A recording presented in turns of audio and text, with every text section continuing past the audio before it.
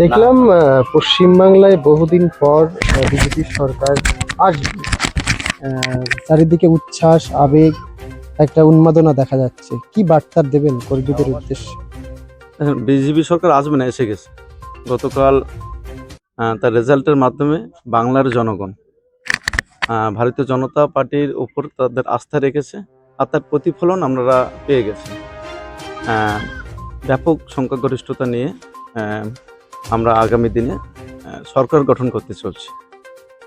আর ভারতীয় জনতা পার্টির একজন কার্যকর্তা হিসেবে সমস্ত বঙ্গবাসীর উদ্দেশ্যে আমার যে আবেদন থাকবে যে আপনারা যে ম্যান্ডেট আমাদেরকে দিয়েছেন, যে আশা, যে ভরসা, যে বিশ্বাস নিয়ে, যে সবকা সাথ সবকা বিশ্বাস, এই যে মোদিজির যে মানে স্লোগান, এই স্লোগানকে বাস্তবায়ন করার জন্য এবং এই বাংলার প্রীত গৌরব ফিরিয়ে আনার জন্য, যেটা আমরা এতদিন জানতাম যে বাংলা যেদিন মানে সারা ভারত যেটা ভাবে সেটা বাংলা একদিন আগে ভাবে।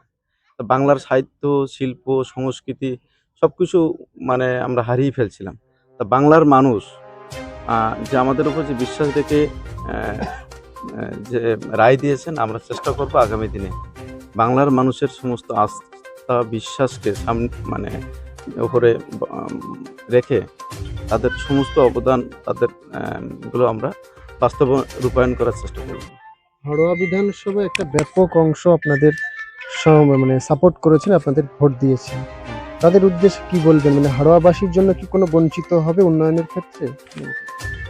বাংলার হারাও কেন, বাংলার কোনো অংশই বঞ্চিত হবে না। কারণ বাংলার কোনো একটা অংশ যদি বঞ্চিত হয়, তাহলে সার্বিকভাবে বাংলার উন্নয়ন হবে না। আপনার হাতের যদি কোথাও একটা আঙুলে ব্যথা থাকে, স্বাভাবিকভাবে আপনি অসুস্থ থাকবেন। একটা আঙুলের একটা নখেও যদি থাকে, আপনি অসুস্থই থাকবেন। বাংলার প্রত্যন্ত অঞ্চলে কোথাও যদি উন্নয়নের ছোঁয়া যদি না লাগে, তাহলে বাংলার উন্নয়ন সার্বিকভাবে আমরা বলতে পারবো না।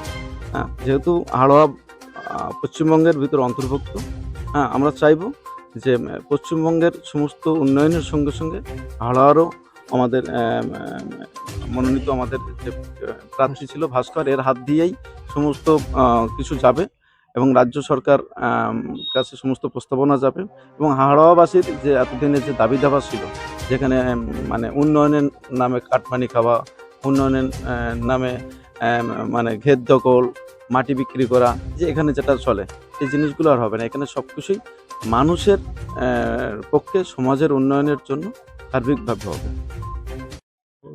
আচ্ছা দাদা, এই বারাসাত ব্লক 2 এর বিস্তীর্ণ এলাকায় কিছু কিছু এলাকায় দেখা যাচ্ছে যে বিজেপির পতাকা নিয়ে তারা বিভিন্ন জায়গায় করছে, বিজয় মিছিলের নাম করে লুটপাট করছে। কি বলবেন এই নিয়ে? আমি যদি এই মুহূর্তে আপনাদের এই যে বিম আছে, এই বিমগুলো যদি আমি এখন তৈরি করে নিয়ে এসে আমি কারোর সাংবাদিকতার নামে যদি করি, তাহলে আপনি কি আমার এই বারাসাত টিভির সাংবাদিক বলবেন? একদমই নয়।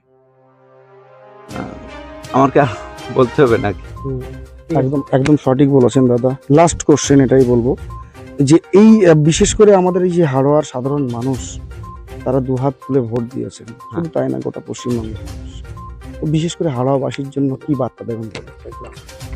হাওড়াবাসীর বার্তা তো আমার প্রার্থী দিয়ে দিয়েছে, এখানকার অভিভাবক আছে ভাস্কর। হাওড়াবাসীর যা কিছু বক্তব্য সব ভাস্করই বলবে, কারণ এখানকার অভিভাবক। হাওড়াবাসীর জন্য একটা বার্তা দিতে চাই আমাদের পার্টির পক্ষ থেকে।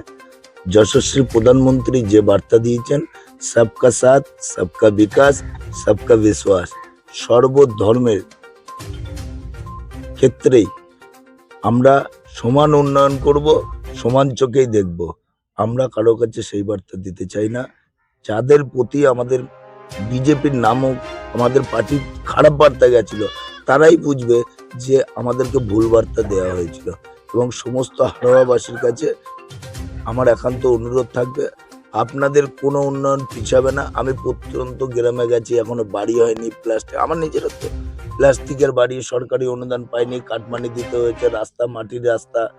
এটা জন্য আমাদের বিজেপি সরকারে এসেছে, আমরা প্রত্যেকটা জায়গায় যাতে উন্নয়ন পৌঁছে দিতে পারি এবং বিজেপি যে প্রতিশ্রুতি দিয়েছে সেই প্রতিশ্রুতি আমরা অক্ষরে অক্ষরে পালন করব। দাদা লাস্ট কোশ্চেন, আপনার নাম ও আপনার পরিচয়। আমি ডক্টর সঞ্জীব সরকার, ভারতীয় জনতা পার্টির একজন কার্যকর্তা। ধন্যবাদ।